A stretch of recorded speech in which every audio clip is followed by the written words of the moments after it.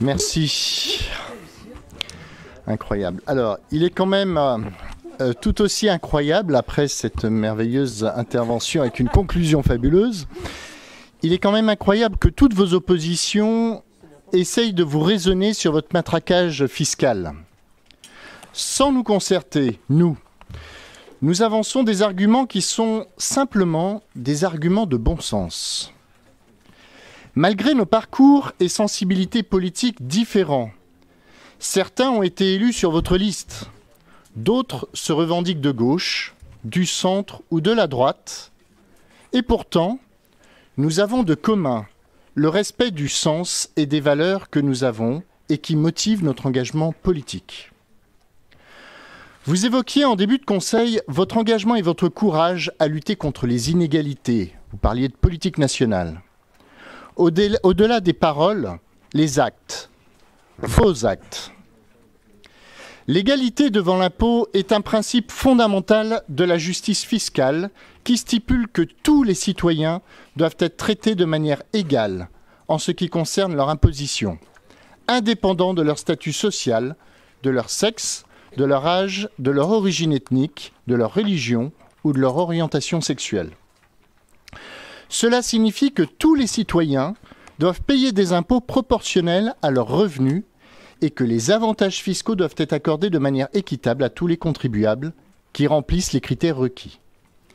L'égalité devant l'impôt est un élément clé de la démocratie et de la bonne gouvernance. Elle assure la transparence et l'équité dans le système fiscal, ce qui contribue à renforcer la confiance des citoyens dans leurs dirigeants et à promouvoir la stabilité économique et sociale. La taxe foncière, et cela a déjà été dit, est un impôt local prélevé sur les propriétaires de biens immobiliers en fonction de leur valeur et de leur propriété. Bien que la taxe foncière soit un impôt important pour financer les services publics locaux, elle est profondément injuste. L'une des raisons pour lesquelles la taxe foncière est injuste est que son montant est basé sur la valeur de la propriété qui peut varier considérablement d'un quartier à l'autre. Les propriétaires de biens immobiliers dans les zones à forte valeur immobilière peuvent donc être soumis à une charge fiscale plus élevée, même s'ils ont des revenus modestes. La taxe foncière concerne à Grenoble 38% des Grenoblois.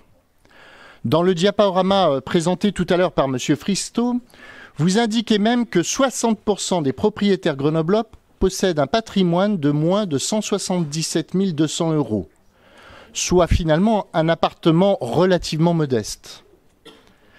Je rappelle par ailleurs, et M. Picolet l'a rappelé aussi, que n'étant pas propriétaire à Grenoble, vous ne participerez pas vous-même à l'effort que vous demandez à 38% des Grenoblois pour financer ce que vous appelez le bouclier social et climatique.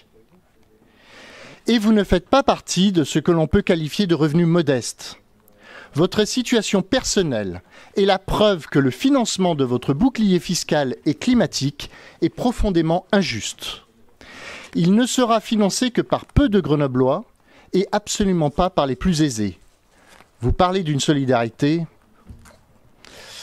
Vous voulez vous faire passer pour le grand défenseur des inégalités. Mais en réalité, vous allez accroître les inégalités à Grenoble. Ce que vous osez appeler un pseudo-bouclier social et climatique va être supporté, va être financé par seulement un tiers de la population, quelles que soient ses ressources. Rien de plus injuste et de plus inéquitable. Alors, Cécile Sénatiempo en parlait tout à l'heure pour la Villeneuve et le village olympique. J'ai fait le calcul pour un propriétaire de la galerie L'Arlequin. Avec le matraquage de votre hausse de la taxe foncière, en 20 ans, il aura payé en taxe foncière l'exacte valeur de son bien.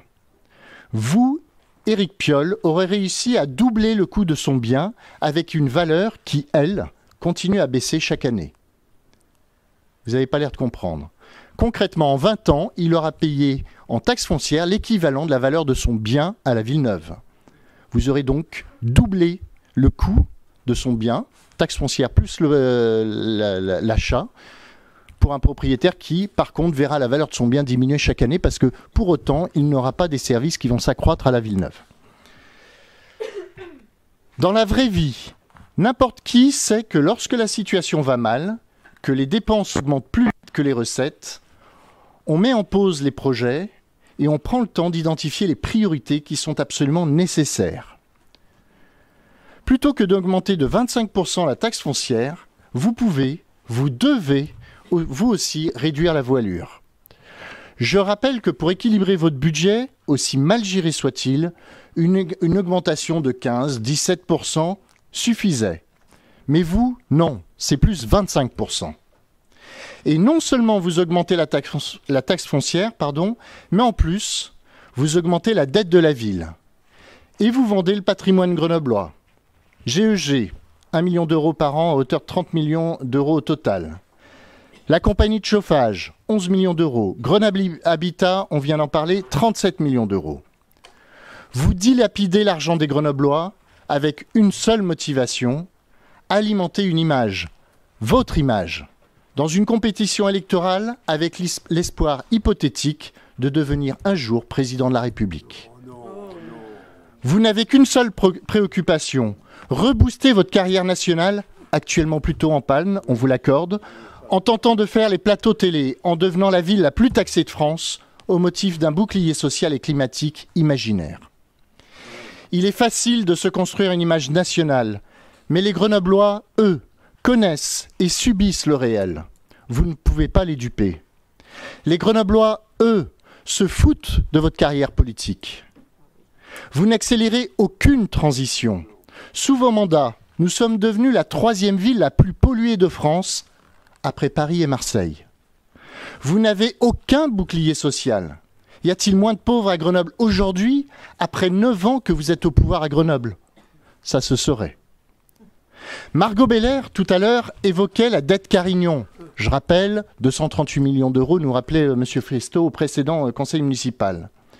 Même si la dette Carignon est comptablement soldée à ce jour, et était bien inférieure à la dette Piolle, 300 millions d'euros, que nous allons devoir supporter et régler pendant 20 ans, la dette Carignon, c'est aussi ça. 2 lignes de tram, la ligne A, la ligne B. Un musée de peinture, la rénovation de la place Notre-Dame, la rénovation du quartier Trécloître, le quartier Europole, le Synchrotron, le Summum, la station d'épuration, le financement de l'extension de la MC2, le parc Pompidou, le parc Hoche, l'extension du parc Bachelard. En gros, 10% des espaces verts actuels de Grenoble, c'est la dette Carignon. Et j'en oublie certainement. Et vous n'avez aucune politique structurante. Vous n'en proposez aucune. La démocratie locale que vous démantelez.